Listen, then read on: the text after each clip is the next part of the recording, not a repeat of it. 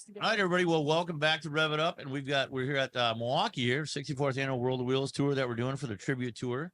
A couple people I got back to me, pretty cool. Is Jess is actually back here in Milwaukee with me. She's been absent for like the last couple of weeks here, and of course we got Krysten Knievel is on. We kind of gave you a little surprise. Yes, and I'm still reeling from this.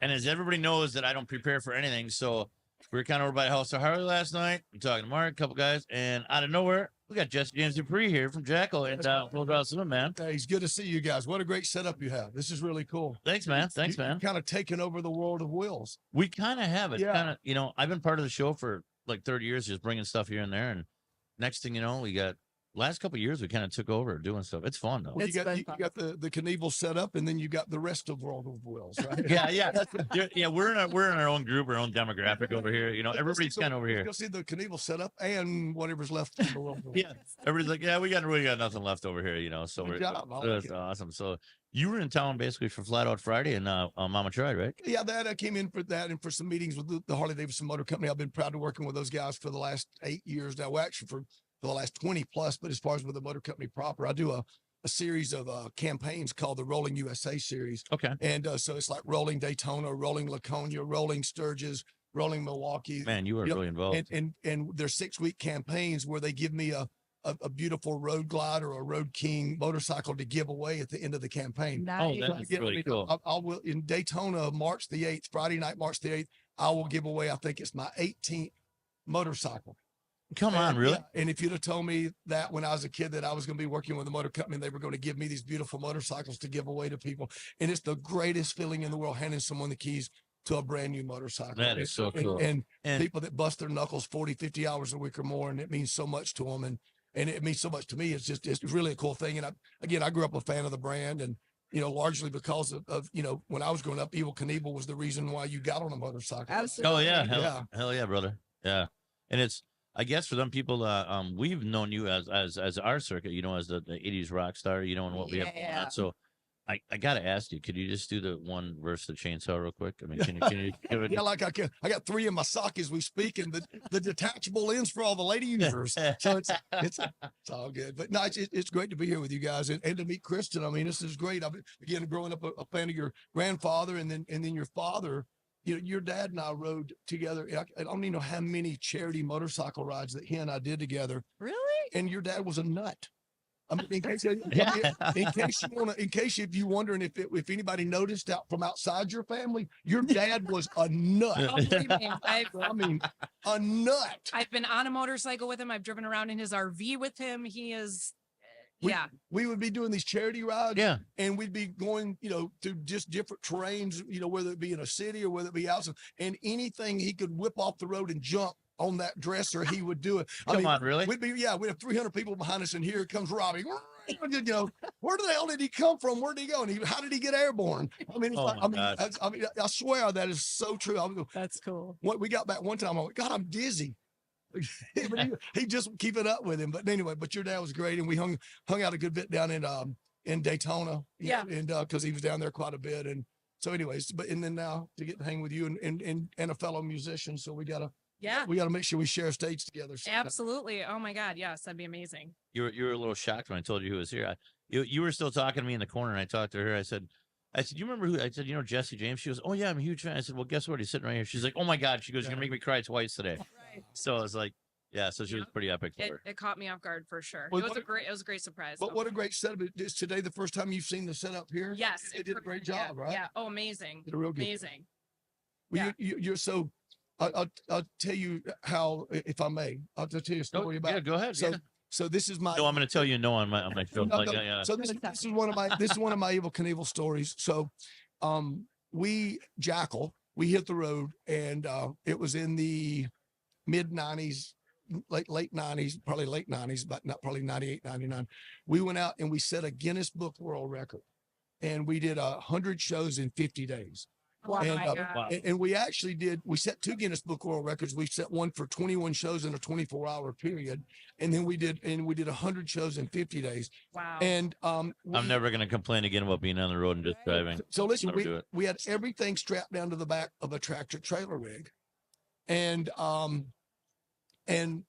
with a big logging tarp over it. So we would pull up in Topeka that morning, which is where I saw the Evel Knievel set up the first time. Yeah, At the museum in Topeka. Right? Yeah, yep, that's what you're telling me about. We'd be Correct. in Topeka in the morning. We'd be in Kansas City that night, and Omaha that next morning, and Lincoln that next night, and we were just zigzagging across the country.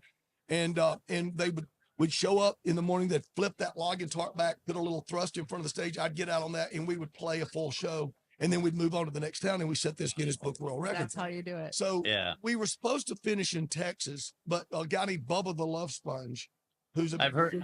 I've heard. you know Bubba, yeah. Yes, And so- Jess, you never heard of him before. Yeah. Can you explain? Can you Sponge. explain Bubba to Jess here? Well, Bubba, who wants to? He was like a radio personality. Yeah. Well, Bubba he still is, and he's a big syndicated guy, but he's really controversial. Okay. Yeah, I mean, and he's. Oh yeah. Yeah. I mean, he's crazy, and but he's really he pulls a lot of leverage. But he used to really be on a ton of Clear Channel stations. I guess it was when iHeart was called Clear Channel. Oh yeah. And okay. so we were finishing up in Dallas, but I get a phone call from the record company saying Clear Channel is putting their foot down, and they insist you do the 100th show in Tampa with Bubba the Love Sponge show.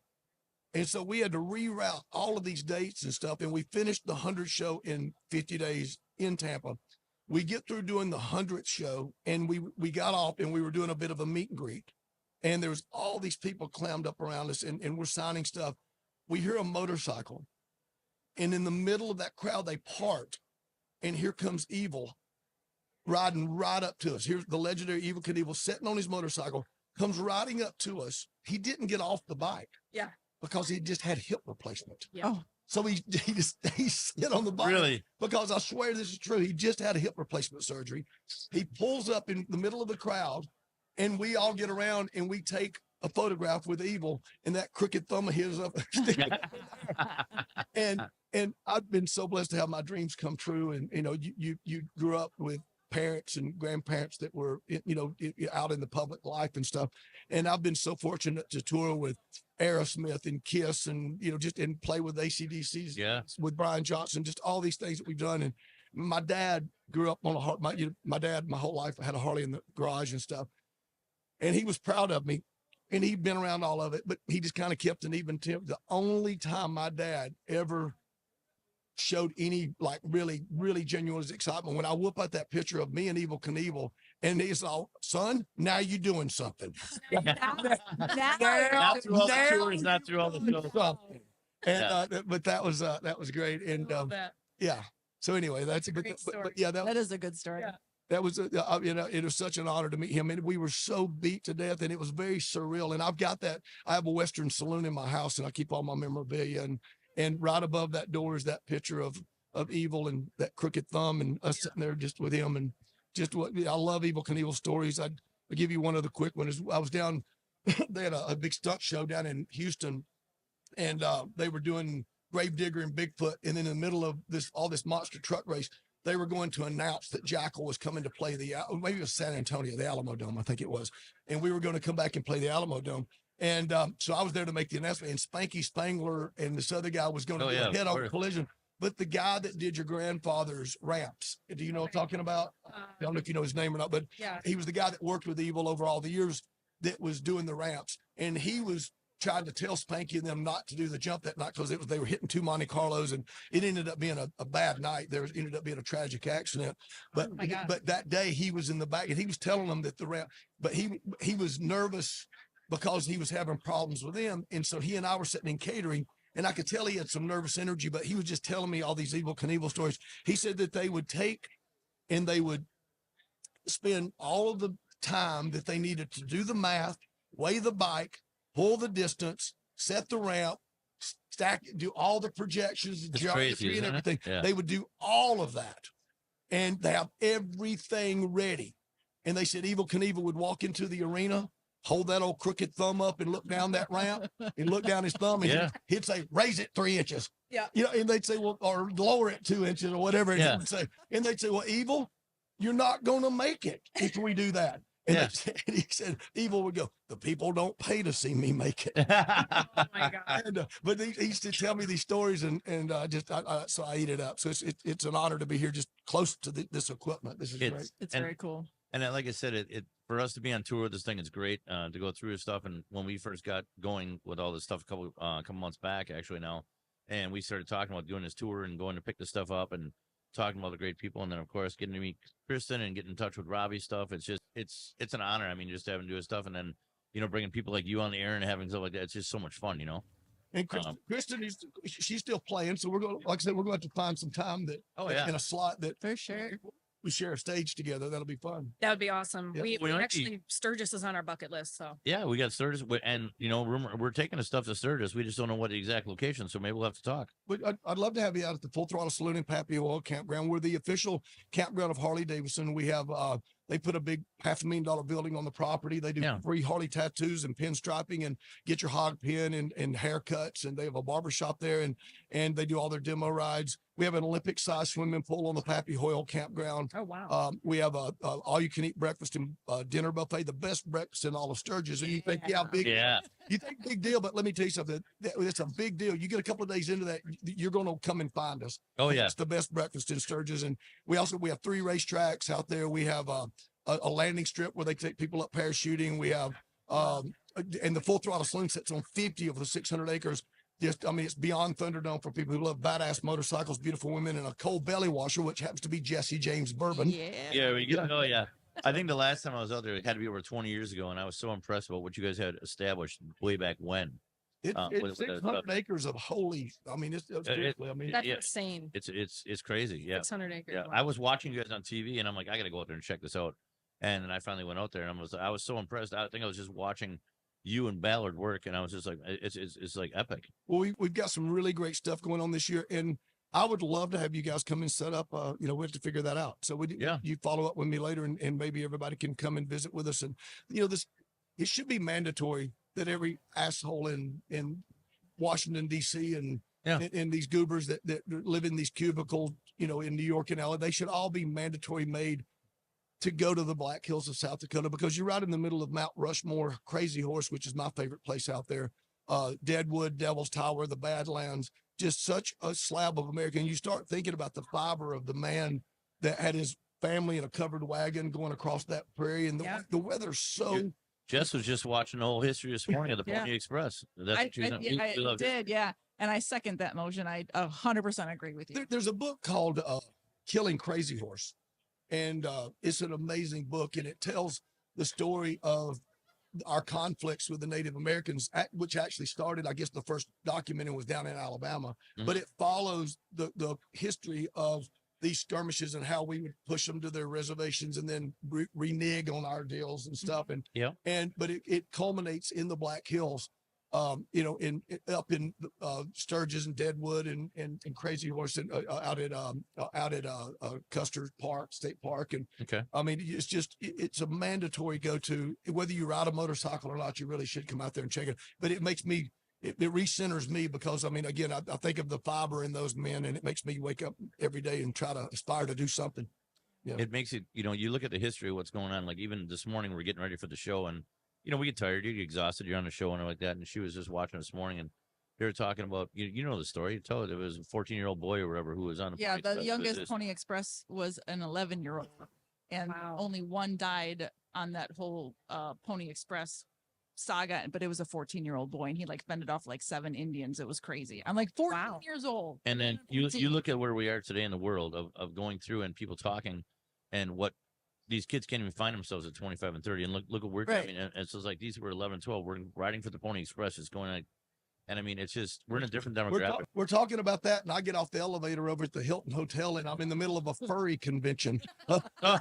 All these people, times have changed. From young people to, you haven't lived until you see, you haven't lived, you've walked into a 70-year-old man wearing ears and a tail and furry feet. Oh my God. I saw one yesterday too. I went to sleep. I went to sleep at a bike show, and I woke up at a furry convention. Yeah. When you come through, and like I said, I can't even, and we, just like our whole display here, we Americana the whole thing right now, and we want to get the flags up. We want to do whatever. And, some people, we've had all great response. I think one person said to me, I only had one person come up and say to me a couple of days ago, do you think you overdid it with the Americana? I said, no. I said, I underdid it. I said, if I said, right. I said, if I could add, I said, my next show, I said, when I hit Detroit, I said, that one where the flag's up. I said, I'll have 40 more flags up there. That's awesome. I said, American. I said, Evel Knievel was about as American as you could get, man. I said, this is what we need to bring the country back together. Stuff like this all over the country. And I love to hear the stories. I tell Jess every single time on a Friday or Saturday, some war veteran tells me about what happened and how he knew Evel, and brings tears in my eyes every single time, every stop. 1000%. And it feels like we're getting farther and farther away from that Yeah. as time goes on. Yeah. And I mean, People just being, I don't know. They're just my dad and grandfather were obviously huge patriots, always supporting veterans, all of that. And I feel like we need more of that right now. Yes. In our life. Like, we just need it. This country needs that.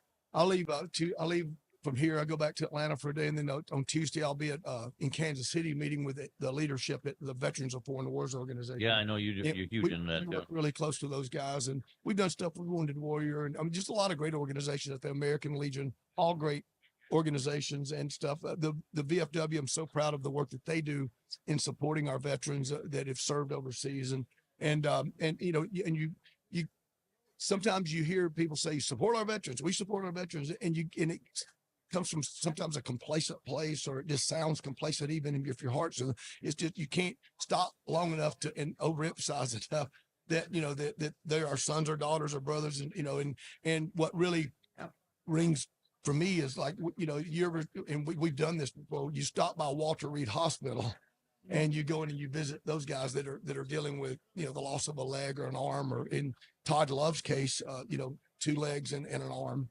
And, you know, and there's one, you can go on YouTube. There's a really meaningful clip from me that was called, if you search Todd Love, Love, Full Throttle.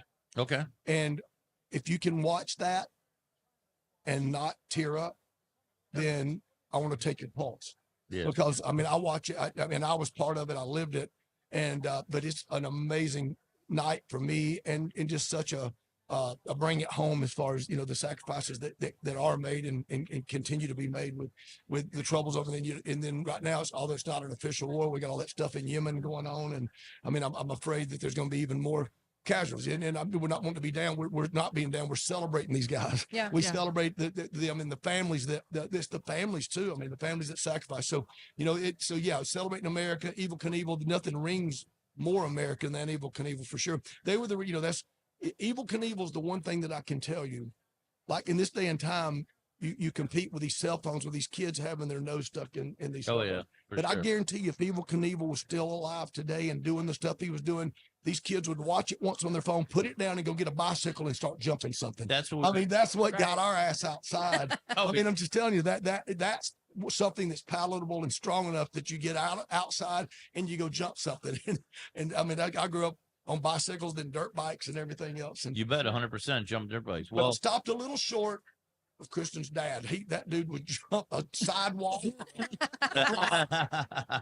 Some of his greatest stunts were not even on a motorcycle. Yeah, he should have gotten paid for it. Yeah, we should have charged extra for that charity. Yeah, exactly. Well, we've got to get you on a plane, sir, don't we? Man, I appreciate you guys so much. And listen, everyone out there, if you find out that the Evel Knievel exhibit is anywhere near you, it's worth the drive. I mean, when I say anywhere near, I'm talking about 8, 10, 12 hours. It's worth the drive. Oh, yeah, for sure. Yeah. And who knows, you might run into Miss Krysten here, and you're being part of it. So that's great. And then I know you guys will be heading to Vegas pretty soon. When's your target for that? We're target is December 2024 to open up the two-story museum. Yep. We got a lot of stops here left here. You know, we'll be in Detroit next weekend, Chicago after that. We got a couple of tour stops. We'll keep updating the Facebook and all the schedules on there, and we'll see what you and I can work out together. Maybe get together for Sturgis. Don't threaten me. Don't threaten me. It's a good time, man. All right, people, y'all crank it up. Keep it right here. Spread the word. The most important thing is for you to tell your friends, to tell a friend, and spread the word. This is an incredible podcast, and they got more exciting things to come. So dial right on in. All right. And y'all should use you said Rev It Up. You should use my song Rev It Up and Go Go as your theme song. Oh, I heard you have a solo album coming out and a new called single, Breathing Fire. Yeah, the album's called Breathing Fire. I wrote about a third of the album with the lead singer of AC/DC, Brian Johnson, which is oh my God, look at that. Yeah. So I'm out. Take my money. Yeah. So you just heard it here live over here. We just got full rights to use Jesse James' song in the podcast. Use Rev It Up and Go Go. Go ahead. Oh my God, that is awesome. That is great. Well, again, come on out and see this. We're in the greatest country in the world here. United States of America. Support your Patriots. So support all your veterans, man, and come on out and support everybody and come out and see everybody. And Kristen, how great it is to see you. So it's This good. is awesome. This has been I'm happy as a clam. Like, I know you're having fun. So Well, dial it on in. and one more, I do want to give one more shout out to a good buddy over here at House of Harley. You made this all happen. Yep, he made it happen the other night. We were on 102.9 The Hog the other night, and we started talking, and great minds think alike. And all of a sudden, he's like, "Let me make a phone call." There you go. Pa-pow. Pow. So I'm just everybody, thanks disappointed we for didn't get listening. to perform together. That's It's right. coming. All right, it's coming. Yeah. Determined. Let me hear Be Kristen. determined, Let me hear Kristen say pa-pow. Pow, Pa-pow. pow, There we go. pow. Okay. Did I do it right? Oh. Yeah, come on. All right, just do a pow. There you go. See. Yeah. I gotta get Turn grabbed. me on. Pow. Turn. No. I got a frog in the Where throat. she's possessed. Where did that? Well, that's a little different over there. I'm gonna go there. So Depends on which personality you get. Just kidding. Have a great day, guys. Ride safe.